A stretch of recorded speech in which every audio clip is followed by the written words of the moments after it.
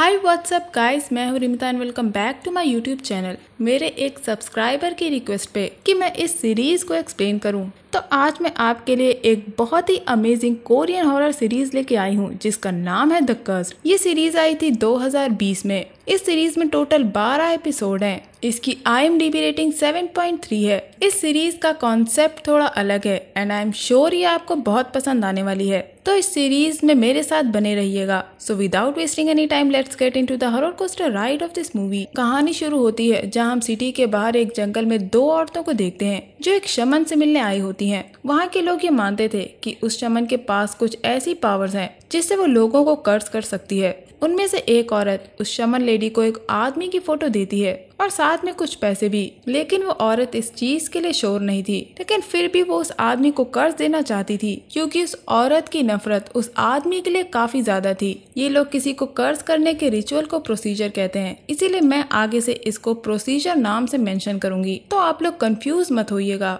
Now back to the story. अब वो औरतें शमन को उस आदमी की फोटो, उसका नाम चाइनीज लैंग्वेज में और उसकी एक बिलोंगिंग यानी उससे जुड़ी एक चीज देती हैं, जिससे हमें ये पता चलता है कि प्रोसीजर करने के लिए विक्टिम की फोटो, उसका नाम चाइनीज लेटर्स में और उससे जुड़ी कोई चीज की जरूरत होती है। इसके बाद हम शमन को एक कमरे में जाता देखते हैं जहाँ शमन की बेटी थी जिसका नाम था सोजिन। वो अपनी बेटी के पास जाती है। उसकी बच्ची काफी तकलीफ में थी। वो अपनी बेटी को देख के रोने लगती है क्योंकि वो सोजिन की हालत के लिए खुद को जिम्मेदार मानती थी। आखिर वो अपने आप को अपनी बेटी की हालत का जिम्मेदार क्यों मानती थी, इसका जवाब आपको आगे मिलेगा, तो एंड तक देखते रहिए। अब हम सोजिन की हथेली पर कुछ लाल रंग की लाइंस को देखते हैं, जिससे एज अ व्यूअर हमें ये पता चलता है कि असली शमन सोजिन है, उसकी मॉम नहीं। उसकी मॉम सोजिन का सिर्फ सहारा लिया करती हैं। अब सीन शिफ्ट होता है और हम सोजिन की माँ को उन औरतों के पास देखते हैं जो उन्हें वहाँ से जाने के लिए कहती है क्योंकि उनका काम हो चुका था। ये औरतें जब सोजिन के घर से बाहर आती हैं तो उनमें से एक औरत के पास उस आदमी का कॉल आता है जिसपे इन लोग ने ये प्रोसीजर करवाया था और उसको पता चलता है कि वो आदमी हॉस्पिटल में एडमिट था और उसकी कंडीशन काफी सीरियस थी, जिससे वो औरत काफी डर जाती है और ये लोग यहाँ से चले जाते हैं। उनके जाने के बाद हम शमन के घर पे कुछ लोगों को देखते हैं। उनमें से एक लेडी काफी अजीब थी और उसके साथ एक आदमी भी आया हुआ था। गाइस, ये आदमी और लेडी कौन है हमें ये आगे के एपिसोड में पता चलेगा। वो लेडी पहले तो शमन से काफी अजीब बातें करती है और उससे कहती है कि तुमने रिचुअल काफी अच्छे से परफॉर्म किया, और ये कहने के बाद उनके आदमी शमन को जान से मार डालते हैं। और ये सब सोजिन चुप कर देख रही थी। ये देखकर सोजिन डर के मारे वहाँ से भाग जाती है और जब वो पीछे मुड़ के देखती है तो उसे अपना घर जलता हुआ दिखता है, जिसे देखकर उसकी आंखों में आंसू आ जाते हैं और ये सीन काफी इमोशनल है। दूसरी तरफ हम उस आदमी और उस लेडी को देखते हैं जो उस घर को देखते हुए काफी हंस रहे थे। They are such an evil person. अब टाइमलाइन 10 साल आगे शिफ्ट हो जाती है जहाँ हम स्टार्टिंग में एक लड़की को देखते हैं जिसके हाथों में सोजिन की तरह रेड लाइंस थी। इस सीन के बाद हम अगले सीन में एक रिपोर्टर को देखते हैं जिसका नाम था जिनही, जो एक रेस्टोरेंट में एक असॉल्ट विक्टिम मिन जुंग का इंटरव्यू ले रही थी, जिसका कहना था कि उसके एक्स बॉस ने उसे गुंडों से बुरी तरह पिटवाया था क्योंकि उसने अपने ऑफिस की स्ट्रेंज सब्सिडीज के बारे में ऑनलाइन डाल दिया था, जिसके बाद उसे निकाल दिया गया। मिन जुंग बताता है कि उसे ये कह के निकाल दिया गया कि अब वो लोग नया स्टाफ हायर कर रहे हैं, और उसी दिन शाम को उसके एक्स बॉस ने उसे बहुत पिटवाया क्योंकि उसने उस सब्सिडीज के बारे में ऑनलाइन डाल दिया था जिन्हें कंपनी फॉलो करती थी। मिन जुंग ये भी बताता है जब मिन जुंग को गुंडे पीट रहे थे तो वहाँ चेयरमैन मिस्टर जिन जोंग ह्यून भी थे, लेकिन मिन ने उन्हें देखा नहीं था। बस वो उसकी परफ्यूम की खुशबू के बिहाफ पे उन्हें सस्पेक्ट बता रहा था क्योंकि एक जोंग ह्यून ही है जो ऐसी स्ट्रेंज स्मेल का इस्तेमाल करते हैं। लेकिन जिन्ही के लिए काफी नहीं था। वो मिन को कुछ और एविडेंस देने के लिए कहती है जिससे वो जोंग ह्यून को उसके क्राइम की सजा दिलवा सके, बट मिन के पास ऐसा कोई भी एविडेंस नहीं था। वो काफी डरा हुआ था जिसकी वजह से वो जिन्ही पे ही चिल्ला देता है। अब जिन्ही अपने ऑफिस जाती है और अपने हेड जर्नलिस्ट को मिन जुंग का रिकॉर्ड किया हुआ स्टेटमेंट दिखाती है, लेकिन उनमें से एक जर्नलिस्ट जिसका नाम था किम जुन, वो इस आर्टिकल को प्रिंट करवाने से मना कर देता है क्योंकि जिन्ही के पास ऐसा कोई भी प्रूफ नहीं था जिससे वो चेयरमैन के खिलाफ कोई भी गलत आर्टिकल प्रिंट कर सके, क्योंकि जोंग ह्योन अभी भी लोगों का फेवरेट था और उसकी IT कंपनी जिसका नाम है फॉरेस्ट, उसने पिछले 10 सालों में काफी ऊंचाइयों को हासिल कर लिया था।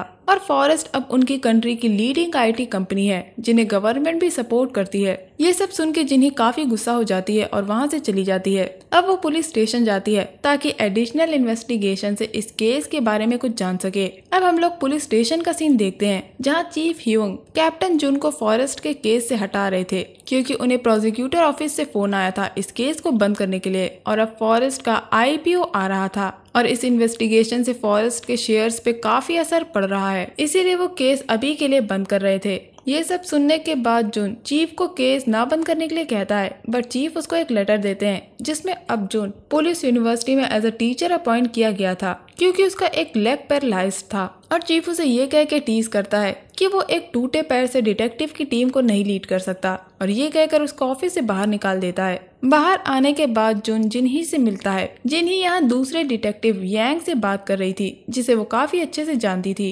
अब कैप्टन और जिन्ही बाहर बैठते हैं। जुन जिन्ही को सारी बात बताता है जिसपे वो एक दूसरे को हौसला देते हैं। जुन उससे कहता है कि वो अभी भी इस केस को अनऑफिशियली इन्वेस्टिगेट करेगा। दरअसल जुन और जिन्ही हस्बैंड और वाइफ हैं। अब जिन्ही अपने घर आती है और फॉरेस्ट के बारे में कुछ इन्फॉर्मेशन इकट्ठा करने लगती है। काफी देर फॉरेस्ट के बारे में रिसर्च करने के बाद वो अपने सोशल हैंडल पे एक पोस्ट डालती है कि अगर कोई चेयरमैन जोंग ह्यून के बारे में कुछ भी जानता है तो उसे बताए कि तभी एक लड़की का रिप्लाई आता है कि वो चेयरमैन के बारे में कुछ जानती है, इसीलिए वो जिन्ही को मिलने के लिए बुलाती है। नेक्स्ट सीन में हम एक साथ 2 सीन देखते हैं जहाँ एक सीन में जिन्ही उस लड़की से मिलने आई थी और दूसरी तरफ हम जर्नलिस्ट किम को देखते हैं जो फॉरेस्ट के जूनियर डायरेक्टर ली से मिलने आया था। जहां ली किम को अपने न्यूज़पेपर में एक आर्टिकल प्रिंट करने के लिए कहता है जिसमें वो मिन को एज अ चीटर दिखाए जिसने फॉरेस्ट के कुछ सीक्रेट्स राइवल फॉरेन कंपनीज को भेजी थी अपने कजन ब्रदर की हेल्प से।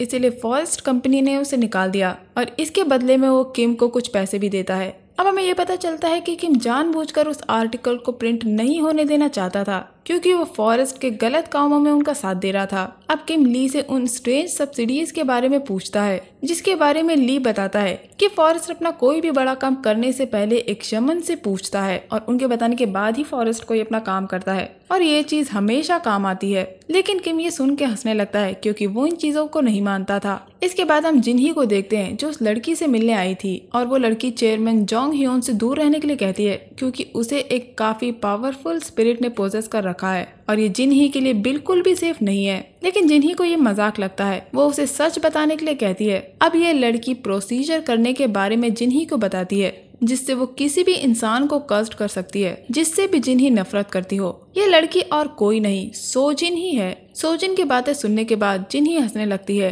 और सोजिन को घर जाने के लिए कहती है। लेकिन जाते जाते सोजिन जिन्ही को बताती है कि उसे सिर्फ उस इंसान की फोटो, उसकी एक बिलोंगिंग और उस आदमी का नाम चाइनीज लेटर में लिखा हुआ चाहिए। लेकिन जिन्ही वहाँ से चली जाती है। अब सीन शिफ्ट होकर सुबह का दिखाया जाता है जहाँ किम ने मिन के खिलाफ वो आर्टिकल कंपनी की वेबसाइट पर डाल दिया था जिसे पढ़कर जिन्ही काफी परेशान हो जाती है और वो जल्दी से अपने ऑफिस के लिए निकलती है। लेकिन तभी उसे मिन का कॉल आता है जो उस पर बहुत चिल्लाता है और उससे बोलता है कि उसने उसका विश्वास तोड़ा है, उसकी वजह से उसकी सारी जिंदगी बर्बाद हो गई और उन लोगों ने मिन की फैमिली को भी मार डाला है। अब हम देखते हैं कि मिन गुस्से में काफी तेज ड्राइविंग कर रहा था और उसने ड्रिंक की हुई थी। जिन्ही उसे बहुत समझाने की कोशिश करती है लेकिन मिन उसकी नहीं सुनता और एक पॉइंट पे आकर अपनी कार को रोक देता है। मिन को फॉरेस्ट की सब्सिडरी के बारे में भी पता था। वो जैसे ही जिन को ये बताने लगता है कि तभी उसकी बॉडी फ्रीज हो जाती है और वो कुछ भी बोल नहीं पाता। और दूसरी तरफ हम चेयरमैन जोंग ह्यून को देखते हैं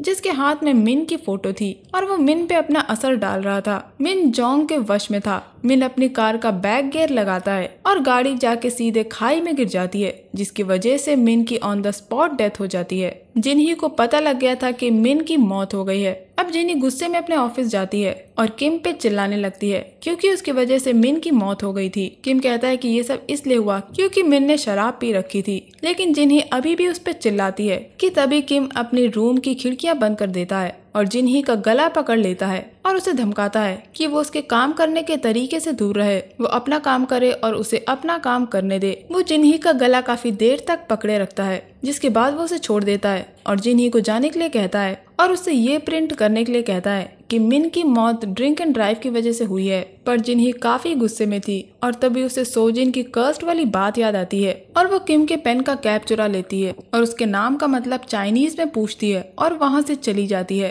अब आपको और मुझे पता है कि जिन्ही क्या करने वाली है, इसीलिए वो सोजिन को मैसेज करके मिलने के लिए बुलाती है और किम को कर्स्ट करने के लिए कहती है। सोजिन उसके पेन का कैप पकड़ के कुछ चैंटिंग करने लगती है और हमें इस सीन में काफी अच्छे विजुअल इफेक्ट्स देखने को मिलते हैं और थोड़ी ही देर बाद वो अपनी आंखें खोलती है और जिन्ही से कहती है कि उसका काम हो गया, लेकिन सोजिन उससे इस काम के पैसे नहीं लेती और वो अपना नाम बता के वहाँ से चली जाती है। जिन्ही अपने घर जाके फोन स्विच ऑफ करके सो जाती है। अब हम कैप्टन जुन और उनकी टीम को किम के ऑफिस में देखते हैं, जहाँ पर किम की डेड बॉडी पड़ी थी और किम के शरीर का हर हिस्सा बुरी तरह मुड़ गया था, जिसकी वजह से उसकी मौत हो गई थी। यहाँ हमें दिखाया जाता है कि किम की मौत कैसे हुई। जब वो अपने ऑफिस से घर वापस जा रहा था तब उसका शरीर एकदम से मुड़ने लगा। उसका शरीर इस तरह ऐंठता गया कि उसके शरीर की हड्डियां टूटने लगी, जिसके बाद उसकी स्पाइनल कॉर्ड टूट गई और उसकी मौत हो गई। ये सब एक कैमरे में रिकॉर्ड हो जाता है। दूसरी तरफ कैप्टन जुन जिन्ही का फोन ट्राई कर रहा था, लेकिन उसका फोन स्विच ऑफ आ रहा था, जिसकी वजह से जुन को काफी टेंशन हो गई थी।